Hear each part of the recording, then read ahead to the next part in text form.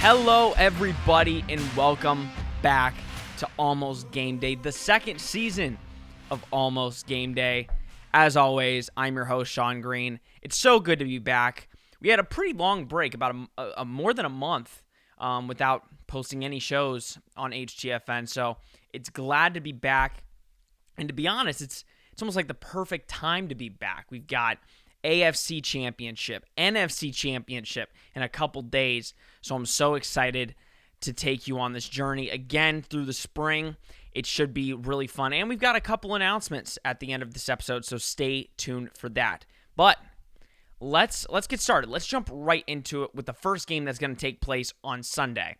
Green Bay, Tampa Bay.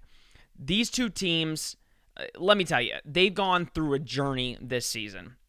As you guys know, I picked the Packers to end up going to the Super Bowl. In my playoff predictions, in my preseason predictions, I really liked the Packers this year especially. When you draft a quarterback in the first round when you have Aaron Rodgers, just like it happened with Tom Brady and Jimmy Garoppolo, you automatically look at the bigger picture and say, Aaron's looking at this, and this is just more motivation for Aaron Rodgers. So I saw this Green Bay Packers team, and I said, I believe they are Super Bowl contenders. And now they're in the NFC Championship just like last year. They had a couple up and downs throughout the year. There were some weeks they looked like the best team in the NFL, and there was other weeks where you're shaking your head, you're like, they're not playing like the team that they looked the week before. Let's go to Tampa Bay. Obviously, they get Tom Brady. They get the greatest quarterback to ever play the position. And then on top of that, you have Mike Evans, Chris Godwin, Rob Gronkowski, Leonard Fournette, and then you get Antonio Brown midway through the season.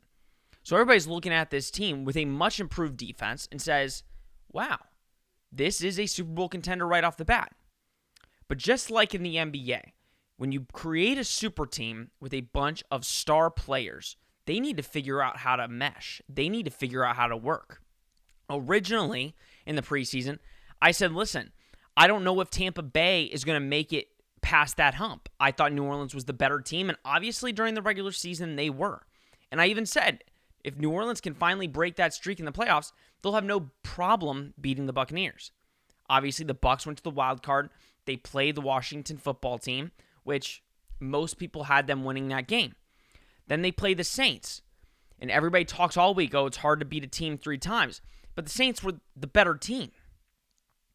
Unfortunately, the Saints had too many turnovers, like we saw.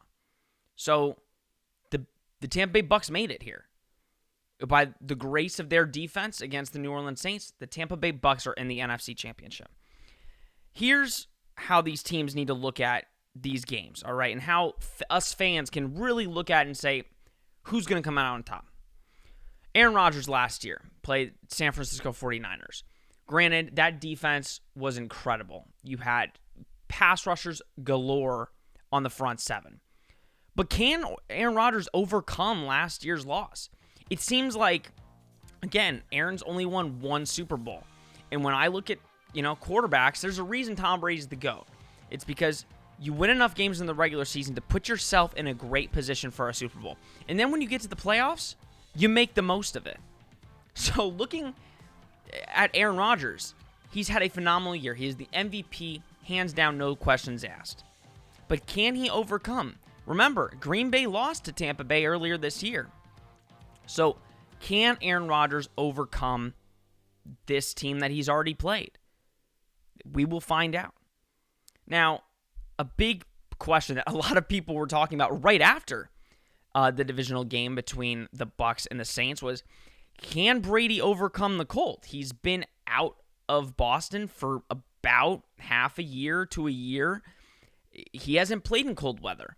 And anybody that's moved from a cold state to a warm state knows they say your blood thins. It thins out. So when you get into cold weather, again, it's like a culture shock. You're like, oh my gosh, it's so cold. It's going to be 26 degrees in Green Bay on Sunday with possibility of snow. So how is Brady going to be able to handle it? Do I think Brady will handle that? I do. He played in Boston for 20 years in that type of weather. Probably worse weather than they're going to have in Green Bay.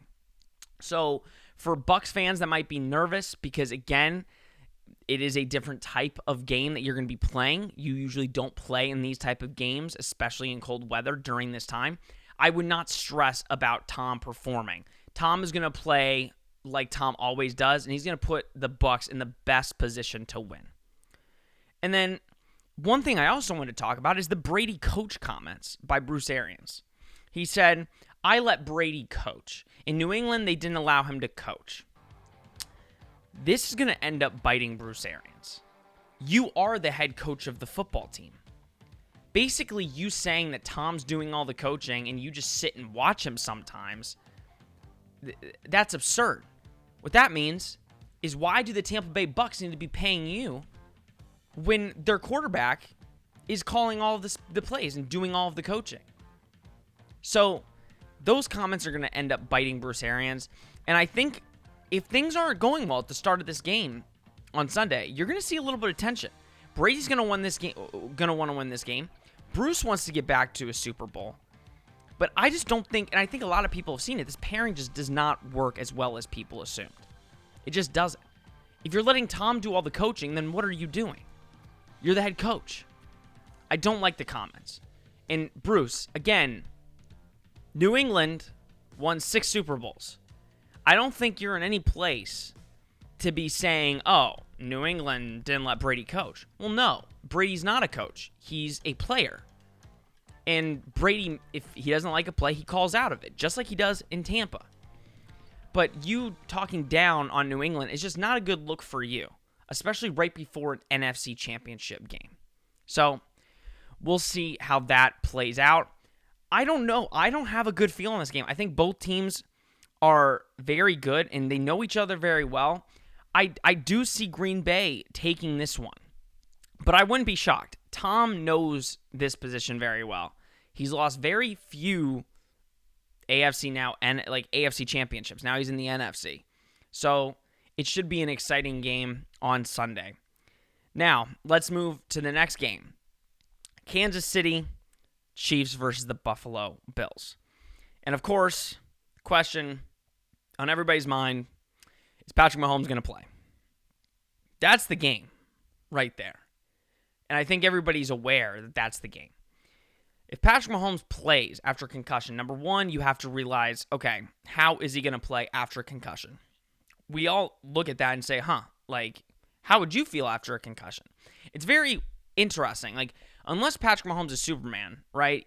He had the injury where it pretty much looked like he was done for the year, and he came back in a couple weeks.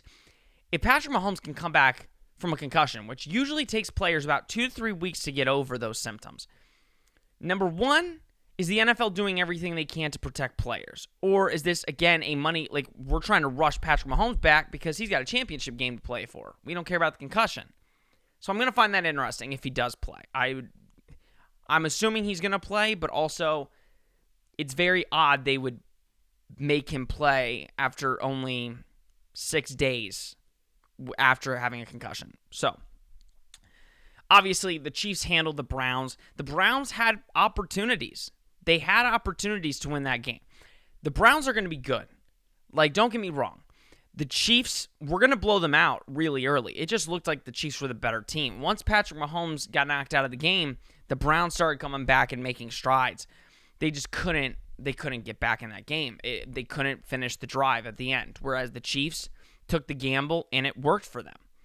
Buffalo had Baltimore's upper hand the entire game, and I knew right before I watched it, I'm like, Lamar's not going to be able to do what he normally does. And anybody watching Lamar said, he doesn't like playing cold weather. He's never played in a snow game, which it wasn't snowing. But you could just tell Lamar was not himself. It was a different type of Lamar, and you could tell once a team figures out what the Ravens are doing, they can't get anything on offense. So the Bills had them from the first snap. So, and congrats to the Bills. I didn't think they can pull it off, but Allen and Diggs have really found something with each other, and they're really exciting to watch. But in regards to Kansas City versus Buffalo, right, you'll look on it. How is Josh Allen going to fare at Arrowhead? Arrowhead, if anybody's ever been to Arrowhead, or you listen to it on TV, it's one of the craziest stadiums to play in. That's why when the Patriots went to Arrowhead a couple of years ago, for the AFC Championship. People were just counting the Patriots out because they're not playing at home. And Arrowhead is a crazy place to play. The Patriots got it done, but Arrowhead is one of the toughest stadiums to play in. So Josh Allen, with a Super Bowl trip on the line, how is he going to handle it? I know last year in the playoffs, the Bills were beating the Texans the entire game, and in the second half, they just gave it up. Josh Allen didn't play as well. Now, he has 2 playoff games under his belt, and he's won both. So, how is he going to handle a potential trip to the Super Bowl? We'll see. If Henne plays, do the Chiefs have a chance? That's been everybody asking me the question. Sean, if Chad Henne plays, are the Chiefs, are they done? No. Listen, when you have the skill players that the Chiefs do, you're never out of it. Now, if Chad Henne does play, do I think the Chiefs win? No. Because I think when you have an offense like Buffalo that can continue to put up points when they want, and all their players are healthy, Patrick Mahomes brings a different element to that Chiefs team. Chad Henne, and I'm not comparing Chad Henne to Alex Smith, but when you look at this Chiefs team with Alex Smith, they're just a different team. They're efficient, but Patrick Mahomes just does so much more. So when I look at this game, it's very simple.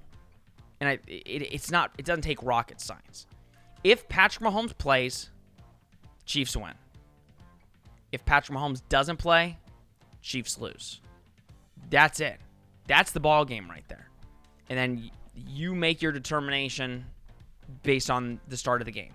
But it'd be pretty interesting if my Super Bowl prediction was right. Green Bay, Kansas City. That was before any regular season games. So I just want to throw that out there. If you're watching on Sunday and that ends up being the Super Bowl, just come on back here next week. I'll gloat, because I take pride in my Super Bowl predictions. So we'll see if that happens. I'm very intrigued. We'll find out on Sunday to see if that happens. All right. Before we go to break, we're going to do one quick, head coaching segment because I'm so intrigued with all these new head coaches coming to these new teams. And I want to give grades to these NFL teams based off their hires. I think we have 5 head coaches that have got hired so far, and then 2 teams still waiting to hire their head coaches. So I'm gonna give my grade, and again, personal grading. If you could disagree with me, I would actually love to hear what your grade is in the comments down below on these hires because I'm very intrigued. So obviously the first hire, Jacksonville Jaguars, Urban Meyer. I really do like the hire, and I think the one reason I do, a lot of people are kind of not liking it. They're like, we don't know how he's going to translate from college to NFL. Listen, he's going to get Trevor Lawrence. He's talked about that. He said, even when he wasn't in line for a head coaching job, Trevor Lawrence, for sure number 1 pick, one of the greatest quarterbacks to come out of college in a while. Him and Trevor Lawrence together on that Jacksonville Jaguars team, with the weapons they already have, they've got really under-the-radar weapons. That's going to be offense that's going to scare some teams. With Urban Meyer under there, he can do some things with Trevor Lawrence that is going to catch some teams by surprise. Obviously, the defense is good, but they've lost a lot of key contributors. They're not going to be a stellar team next year, but I give the Jaguars a B+. I think to go get a guy like Urban Meyer, one of the greatest college coaches in college football history, that's pretty spectacular. So I'm going to give it a B+. The Falcons, listen, this is my favorite hire of all of the coaches so far. I'm giving the Falcons an A- for Arthur Smith. It really reminds me a lot of the Matt LaFleur hire for the Packers. You looked at that hire and you're like, really? That's who you're hiring? Like Matt LaFleur? Nobody really heard of Matt LaFleur. Now, look at him. 2 straight NFC Championship games. Arthur Smith has done a lot more with this Tennessee offense. Look, he made Derrick Henry a 2,000-yard rusher with certain things that he's done. Ryan Tannehill got a big payday because of all this stuff that Arthur Smith has done with Tennessee. I think he could really contribute to the Falcons. Now, there's a lot of questions with the Falcons. Are they going to keep Matt Ryan? Are they going to keep Julio Jones? Is Todd Gurley your running back of the next couple of years? What is that going to look like? But for right now, I think Arthur Smith could do a great job. I'm giving them an A-. I think that's the best hire so far. Jets, Robert Saleh, a lot of Jets fans are going to hate me for this, and it's okay. I see a lot of Jets fans loving the Robert Saleh hire. I'm giving it a C+. Listen, I think a bunch of these teams, they hire defensive coaches. I just don't understand it. And this is my theory, right? If Sam Darnold's your quarterback, or if you're going to draft a quarterback, I think you try the Adam Gase experiment that obviously didn't work.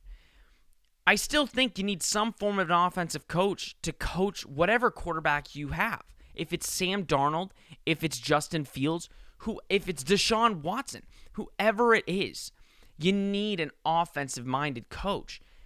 And that's been the Jets' problem for the last couple of years, is their offense is the worst in the NFL.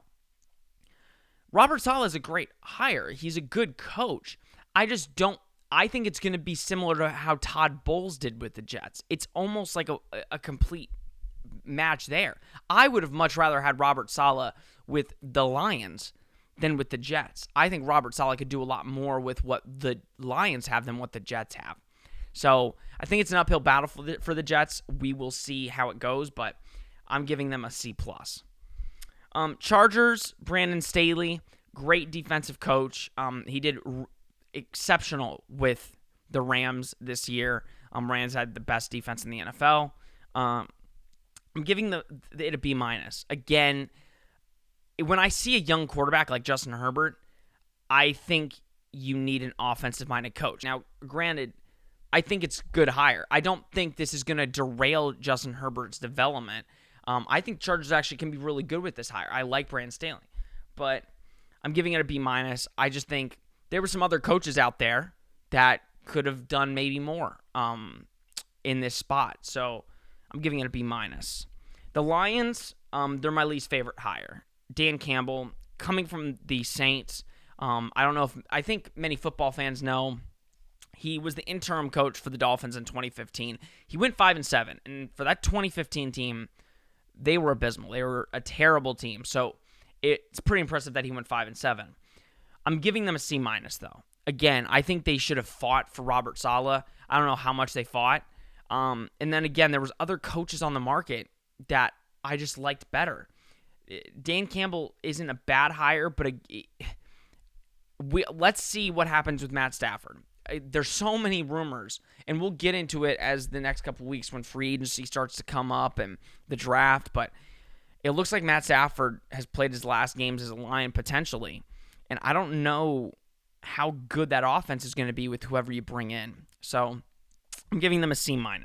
Now, the two teams that still haven't hired are the Eagles and the Texans. And I'm going to go quickly through here.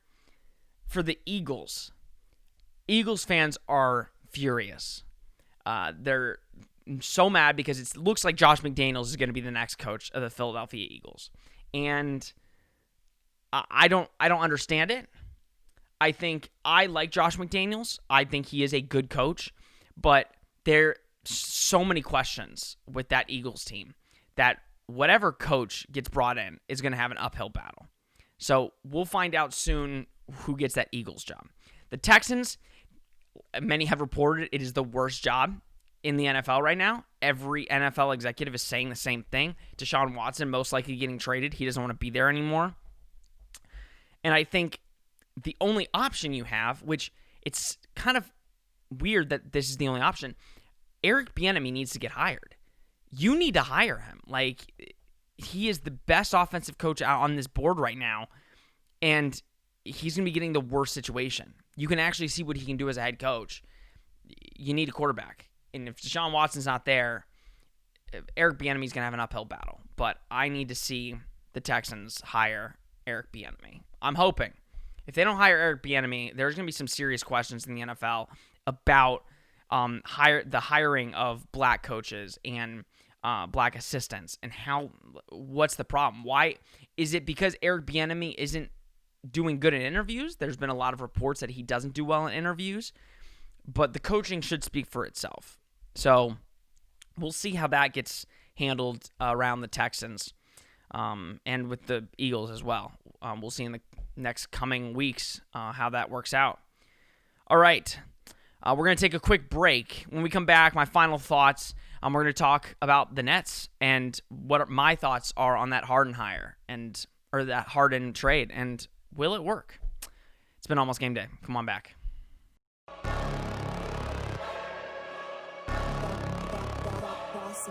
Things gon' change when I really hit the field. Undefeated champs, man, you know what's the deal. Tryna find a kid, I'm in the field doing drills. Boy, you just a sucker, you ain't never keep it real. 3 rings in my hand, I'm a warrior to the max. When I hang it up, they gon' have to give me plaques. Step up in the building and I only bring the facts. When I make a highlight, they gon' replay, run it back. Okay, always locked in, now I don't got time to lax. Saying he the best, he could take a lap. Batted 1,000 when you check the stats. Boy, is you ready? You ain't gotta ask.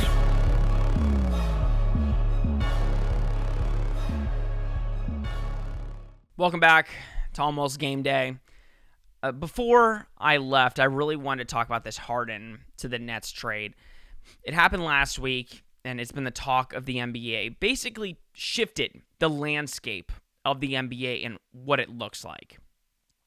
And a lot of NBA fans, they don't want to admit it, but when a group of these guys get together, it's so hard to beat them. And you've already seen in the first couple games of them playing together. When you have that many superstars, if one's not going one night, the other two most likely are. So I've seen a lot of people saying it's not going to work. You put those 3 people on a team, it's not going to work. The personalities won't mesh.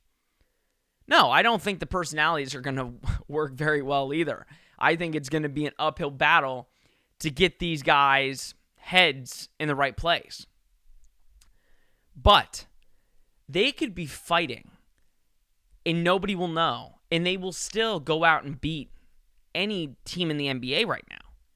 When you have that many good players, LeBron, Wade, and Bosh could have been, they couldn't have even been friends. They could have hated each other, and they still would have won an NBA championship. So when I see some of these analysts say they're not going to win a championship, there's no way they win in the NBA Finals against the Lakers, I think they're wrong. If these 3 can play together, do you know how hard it is to beat them? Kyrie on any given night could put up 50. Durant, any given night, could put up 50. And Harden can, any given night, put up 50. Every single one of them. When they played the Magic, Harden and Durant, by themselves, put up like 70 points. If them two can do that, and all 3 of them can put up 90 out of the 110, it's good. It's so hard to beat them. So I don't want to hear all this, oh, it's not going to work. It's going to work. They'll make it work. It's inevitable. They're too good not to work. Now, that's not saying they won't lose in the finals or they won't lose in the Eastern Conference Finals, but they're good enough to get there. They're better than the Bucks. I don't care what anybody says. They're a better team than the Bucks. I don't care what the bench looks like for the Nets. When you have those 3 players, it makes everything easier. It's the same as it was with Miami. But this might be a better team than that Miami team. So we'll see how that works out. I have no idea the landscape and how it's going to affect the East. But the Nets are the best team in the East right now. Now, the Lakers have the upper hand because the Lakers have played together for a year. But Lakers are in the same boat. They lost a bunch of players last year and had to sign a bunch of new players. When you have a super team like this, you're signing guys on the minimum. So how does that work? How is that going to go throughout the year? They gave up a lot of players to get James Harden. And I think any team in the NBA would have done the same exact thing. So you can't hate on the Nets for that. It's going to be interesting. I'm very intrigued by it. Do I think the personalities will work? No. Do I think Kyrie might get traded? Absolutely. If I'm the Nets, that's a possibility. Depending on how Kyrie comes back. If Kyrie plays the rest of the season with no hiccups, and again, we don't know the personal issues that he was dealing with, so we can't speculate. But if Kyrie becomes a problem, yes, you could probably trade him and get something for him. And that could help your depth. But when you have those 3 guys, even if the personalities don't mesh. I don't care. You're going to win basketball games. You can beat all the bad teams, and you can beat all the good teams. You can make it to the finals pretty easy with those guys. So that's my thoughts on the Harden deal and just people saying it's not going to work. I think it will work because they'll make it work. And they're too good for it not to work. So that's the show today, guys. Thank you for tuning in. The special announcement. It's been months. For many of you don't know, I'm doing this from my house, all by myself. I have no help in here. I edited by myself. I bought the green screen. We're doing all of this by ourselves. Last semester, we had 2 other shows filming in this house. It was crazy. We would have a schedule. Everybody in HTF has busy schedules. We're doing a lot of different things. We had Girls on Deck filming in this house, different desk and all, and we had Just Winning filming here. As the semester went along, it just got too much. It was so much, so we moved a lot of the shows to Zoom, and obviously I kept my show through the green screen.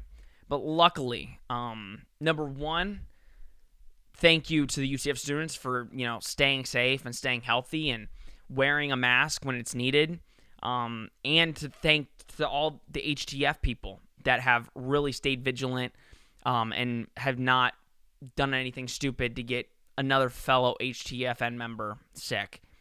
And thankfully, with that being said, 2 shows will be now moving to the Nicholson School on the weekdays. So Just Winning with John Whitley will now air on Tuesdays at 12 o'clock, and my show, Almost Gameday, will now be moving to Fridays at 12 live in the studio. So we're so excited. We want to thank everybody at Nicholson School, Dylan Yance, everybody over there that is helping us get this done. 2 days in the studio to do 2 shows. It's going to really improve the quality of the shows, especially some of them that are through Zoom, and it makes it much harder. So we're just really appreciative and so excited to bring you guys the content that you deserve, and the quality content. And we want it to look good, and, we're so excited. We're so excited. That should be starting next week. So it'll start on Tuesday. John Whitley show will be in the studio, and then mine will be on Fridays. So get ready for that. I hope you'll tune in. If you haven't followed us on social media or me on social media, at Sean M.R. Green on Twitter, at Hitting the Field on Twitter, subscribe here on YouTube. We really need your support, and we need members. So if you would like to become a member of the HTFN family, DM us on Instagram, Twitter, whatever social media platform you find us on, DM us, and we will get you involved. Next week, a whole other bunch of HTFN shows, per usual, just like last semester. So tune in Monday for Hitting the Field, our main show, per usual. And then Tuesday and Friday in the studio. Thank you for tuning in. I really appreciate it. This has been Almost Game Day. I'm Sean Green. Thank you again.